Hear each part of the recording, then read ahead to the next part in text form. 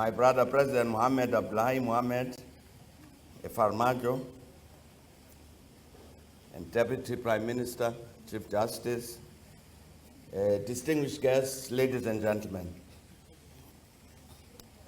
President, let me first of all say thank you very much indeed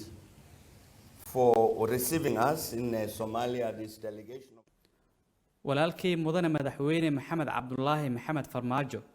martida sharafta leh mudanayaal iyo marweyn sharaf ayay ii tahay inaan muqdisho imaado 45 sano kadib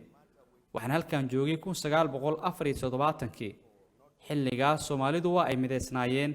waxay kaloo ahaayeen dal xoog leh sababtoo ah midnimadii Soomaaliya awgeed waxay ahayd mid aad loo ixtiraamo oo lagu tixgeliyo dhammaan dalalka gobolka iyo caalamka xilligaas Soomaaliya waxay lahayd ciidan cirka ah oo aad u awood badan ciidanka badda ciidanka dhulka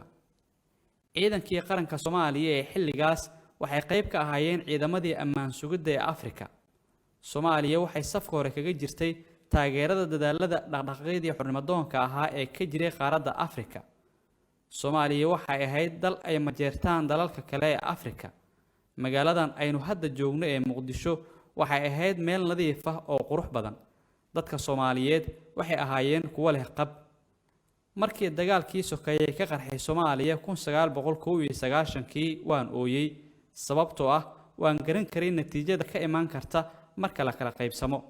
ilaa hadda qalbiga ayaan ka baroortaa sababtoo ah waan jeclahay Soomaaliya waxaad tihiin dad wanaagsan oo waad nacaawiseen markii aan idin baahnayn waxaan idinka codsanayaa inaad midoodaan waa inaad midoodaan that we really are very much with you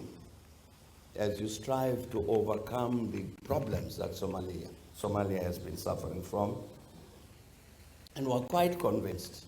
that you are going to succeed. That Somalia will unite again around this great vision